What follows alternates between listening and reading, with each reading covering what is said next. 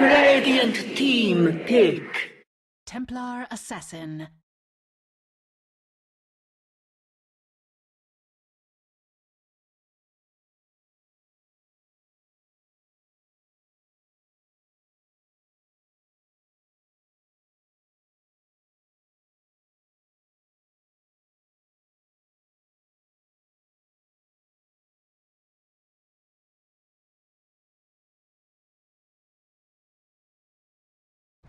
Prepare for battle. The aggro try can be threatened quite a bit by the Morphling if they don't actually output enough damage, and they get turned around on by the fact that Waveform is an amazing ability in the laning phase, and then they have some decent damage coming out from both Shadow Shaman and Jakiro. It's going to be mainly damage over time, but it is pretty decent. It looks like we're going to start out with a 5-man rotation here from ABC as they go into the enemy jungle, at least trying to figure out the lanes. It should be fairly obvious, though. Defensive tri-lane there for Rave. We have a... Well, actually, it's going to be a Viper defensive tri-lane, which does make a lot of sense, knowing that there's strong potential for them to be going up against an aggro tri. Viper will probably be a better carry in general versus that kind of early aggression, and that will allow the Morphling to be able to free farm the middle lane, where Jo is going to be playing that one, and that just leaves the bottom lane Bat Rider. Now, if they do go for the aggro tri, this is going to be Tidehunter who's going to be faced up against that, that Bat Rider, which is not a stellar matchup for the Tide, but it's he shouldn't also die. Just a farming battle. A nice Ninja Boogie already starting it out. Having the foresight to be able to realize that the camp was going to be blocked. And that really hurts the Tidehunter now, as Tidehunter is going to be left as a solo offlaner here. And they're actually going to be running a defensive tri-lane with the WTF being a farmer here and the Mirana playing the support. So a bit of a change up from what we expected, though. We do have Skywrath Mage, who's going to be trying to get an early kill, or at least a bit of pressure here on this middle lane to start out with. But it's actually going to be a dual lane. Jakiro going to be sitting here mid up against the Templar Assassin, and now this Jakiro pick is going to do a lot more in the laning phase than I expected. If they actually continue to sit here middle and have the Jakiro harass the Templar Assassin, that Liquid Fire is a great ability to be able to harass and take down that refraction in a short amount of time. Arrow comes out, lands on Jo. Jesus, Jo just did not see that one coming at all, as easily picking up the kill there. Unfortunately, at the same time, they were able to get the kill on the Tidehunter here in the top lane, but it was still the first blood going the way of the Radiant side. So nicely done by Team ABC. Bat Rider's got to be super careful, though, of this matchup. Defensive tri-lane up against the solo offlaner. I think Chrissy is dead. First stun comes out. They're going to try and keep on pursuing. He's going to have to try and go off map here. He's not using his Firefly just yet. Now he does. Bottom tower is under attack. Maybe if the Mirana had tried and thrown a long-range arrow, they could have actually killed that Bat Rider. But as it stands, once he pops his Firefly, he is so difficult to chase from there. Tidehunter is going to be playing this aggressively. Since the camp is no longer blocked out, he is going to have to play this a bit more aggressively and try and soak up some of that neutral experience, which does leave him very, very overextended up against a Viper, which is how he gave away such an early kill. That poison attack can be a terror for solo laners like this.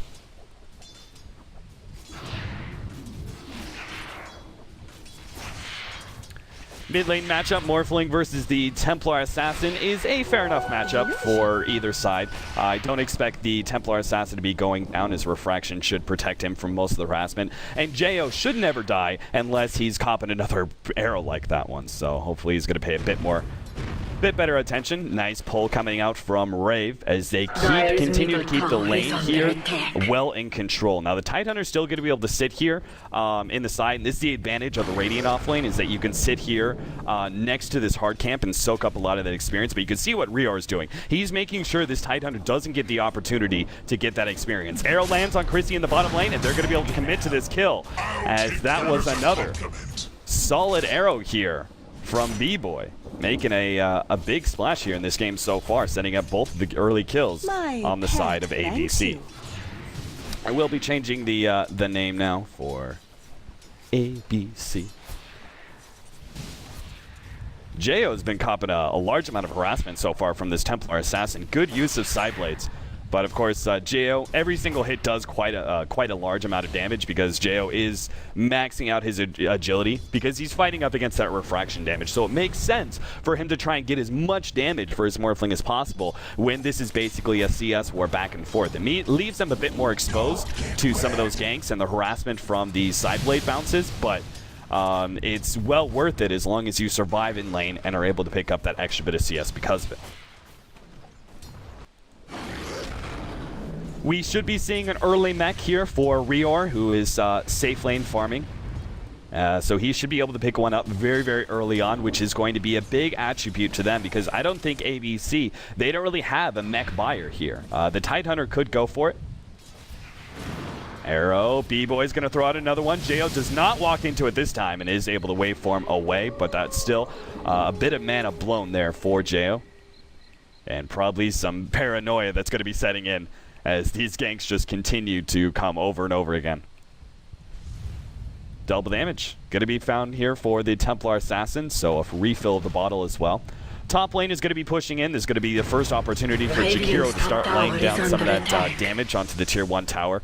And Tidehunter wasn't even in position to be able to get... Look how safe he has to play here just because he knows how dangerous it is to be going up against a Viper like this. You could see Ninja Boogie is going to be trying to wrap around here. And they either are going to get this tower very early on, or they're going to get the kill on the Tide. If the Tide just comes a little too far forward, Ninja Boogie is going to come in from behind, try and set up the shackles, and now they're going to get in range of that poison attack. Level 2 as well, and Tidehunter will fall from this one. Teleport comes in from our Rave King, but what really can he do? He's going to try and get at least one kill onto the support, but even that is going to be tough as his movement speed and attack speed are slowed down so much, he can't even get it. Rave King, level 5, has no reincarnation to fall back on, and a double kill so far for Rave as they go in for another one. Tidehunter comes back, trying to man fight up against this, but the poison attack is doing so much work. Nice little snag there from Ninja Boogie, but the arrow once again securing the 3rd kill now for ABC as the Shadow Shaman. Ninja Boogie just couldn't dodge it in time. I mean, maybe if he saw it right away and started moving, but unfortunately with that Shadow Shaman movement speed, man, even if you do see it coming and it's about, 400 units away, there's no way you can move away in time. So unfortunately, he does go down. 3 for 3, though. Great exchange for Rave as they pick up an early tier 1 tower thanks to the aggressiveness of the Viper mixed in with the pushing power of the Chikiro. And this is the problem with Tidehunters very often. Bottom lane, we do have a dive. Shadow Shaman is going to be shackling up Skywrath Mage, and he'll get the kill, but at the same time, it'll cost him his life. As the teleports come in, they're going to try and go for an additional kill. B-Boy. Chrissy has nowhere to run. Firefly's going to run out soon. They go for it, but Arrow's going to be able to put a stop to his teleport. Same goes with the Ray Fire Blast, and they easily pick it up a secondary kill. So Skywrath Mage will be perfectly accepting of that trade-off, a 1 for 2. And well worth the teleports there. They needed that extra Batrider kill. A 1 for 1 is not worth it if you force the mid to rotate. But fortunately, they were able to get that Batrider kill, and because of that, it was worth the Templar Assassin's time to teleport to that bottom lane. Like the early setup of counter wards here versus the Templar Assassin in the middle lane. Another attempted arrow there from the Rana, but he's just scouting left and right.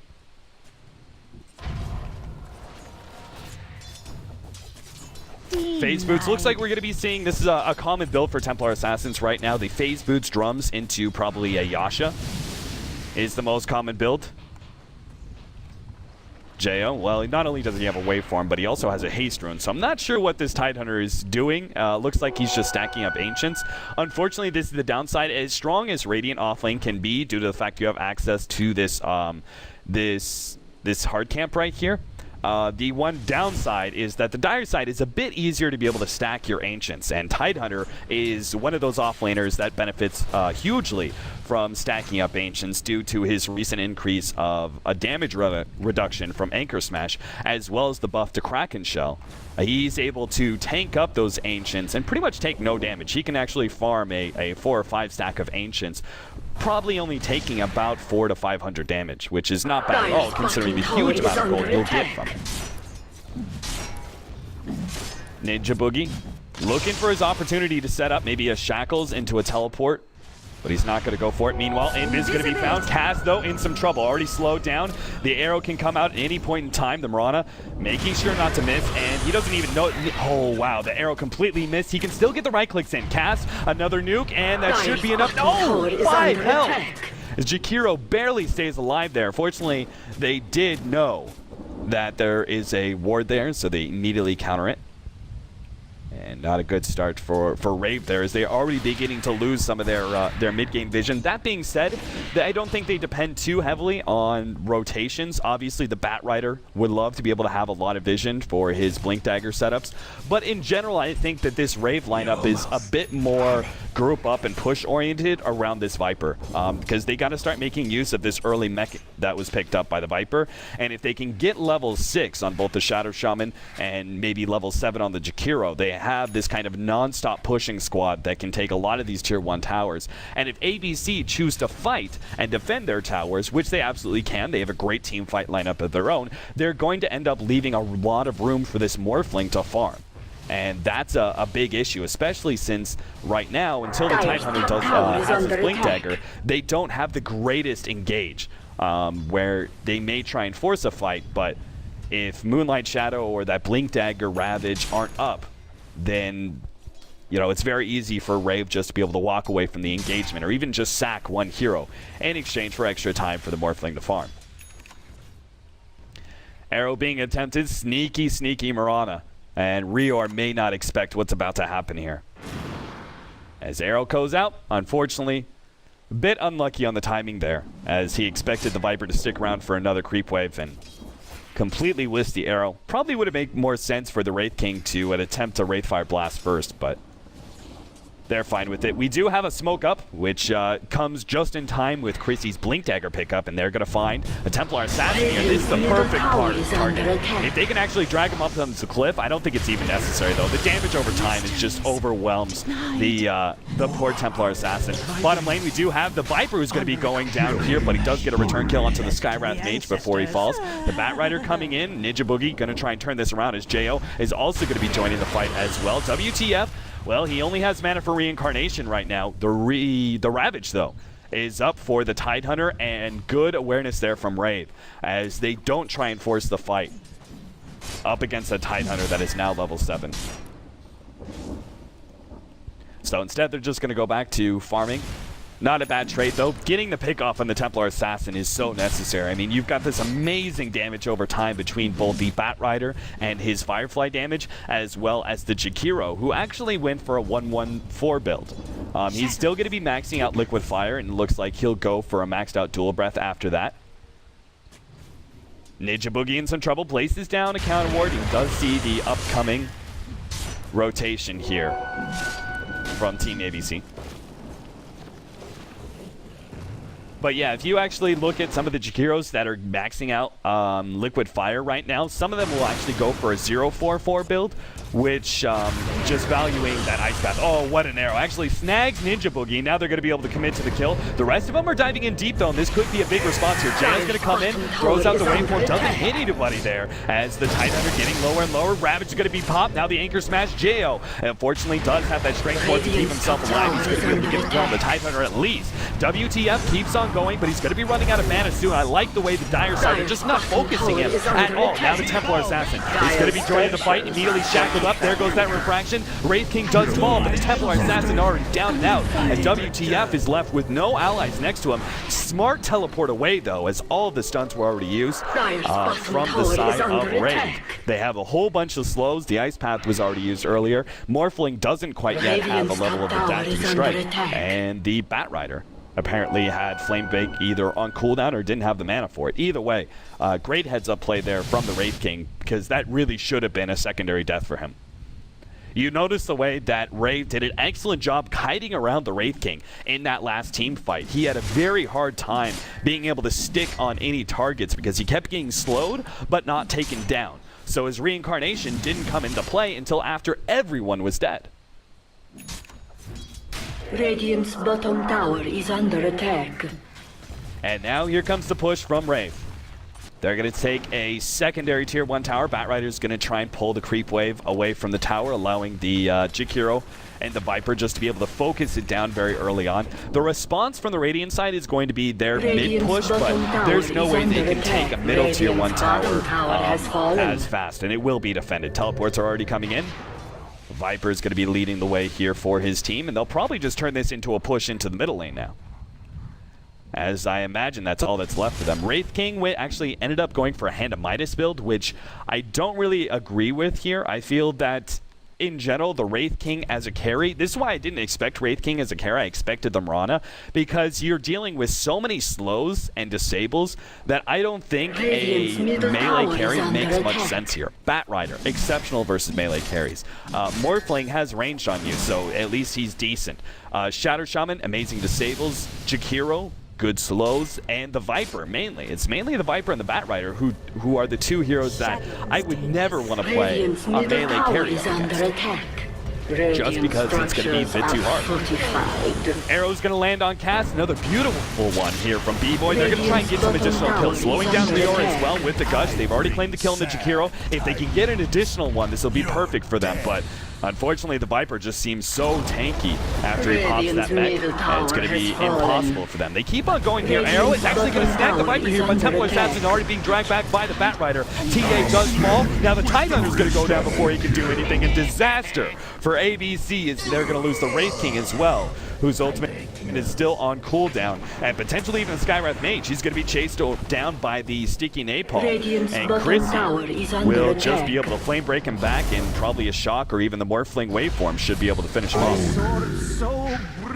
So a complete team wipe in favor of Rave there. 14.5 minutes in, when they have the late game advantage with a Morphling. This should not be happening, but ABC are just getting kited around by these slows and making very, very poor team decisions. It seemed like there was a lot of miscommunication there of whether the team wanted to pursue that Viper or wanted to back out. And it seemed like that Arrow, surprisingly enough, Mirana, who's been doing so well for ABC and is set up probably at least half the kills that ABC have gotten so far, his Arrow actually turned out to be quite a bit of a bait that ruined the rest of ABC and resulted in a very bad team fight for them.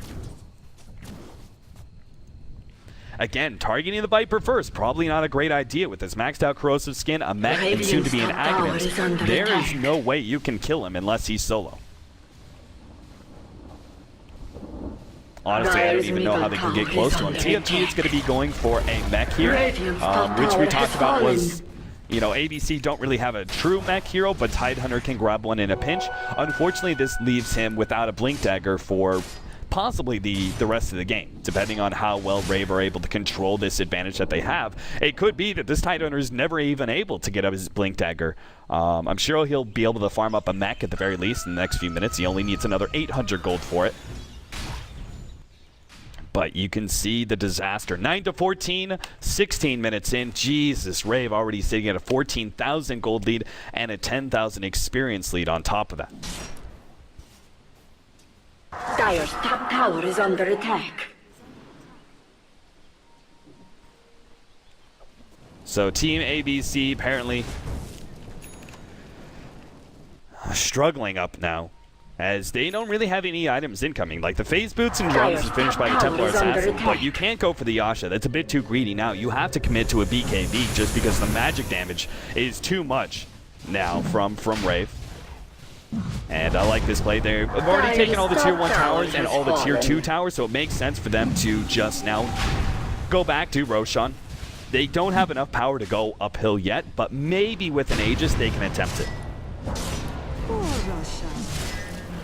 Look at how tanky this replicate is. They completely thought it was real. Unfortunately, they're in for a bad surprise, as the Viper is now going to get his Aegis. So it looks hard enough for them to be able to kill the Viper once. Twice seems kind of out of the question entirely.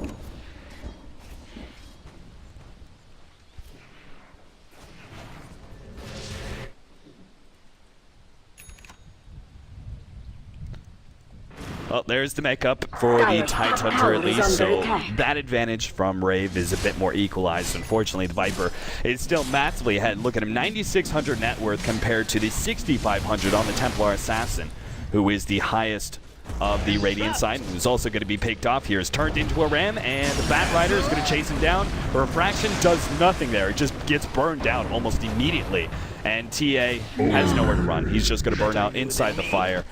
The rest of his team is going to try and 4-man through middle, but there's nothing they can achieve out of this. They won't be able to put any damage on this tier 1 tower. Rave were already in a position to defend.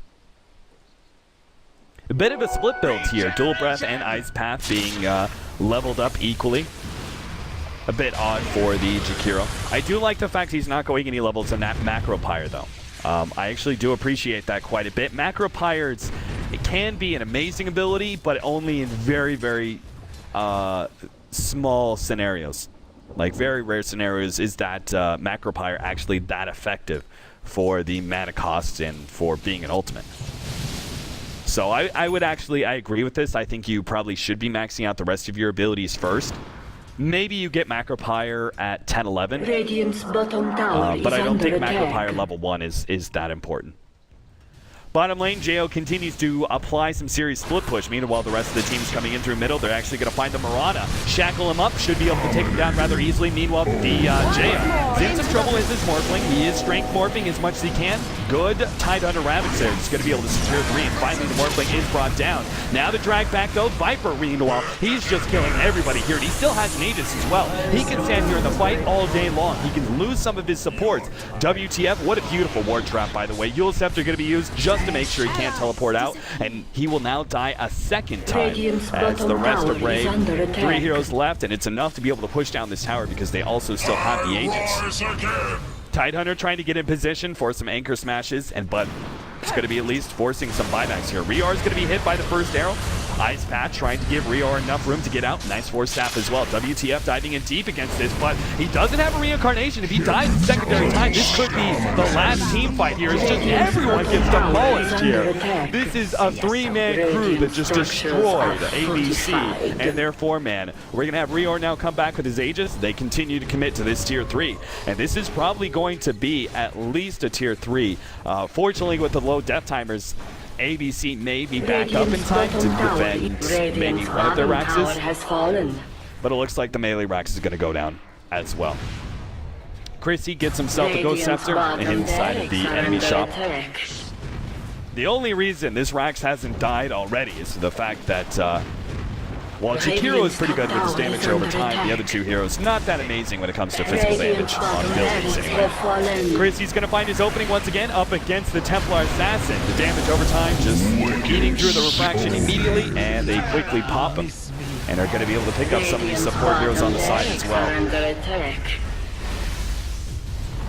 And at this point, Jo, well, he's already got his Lincolns. He's soon going to be able to pick up a full outright Ethereal Blade. And so, no surprise that ABC called it GG. 21 minutes in, 11-25, and Rave take it in style here in this first game of the I-League qualifier for today. So, well done by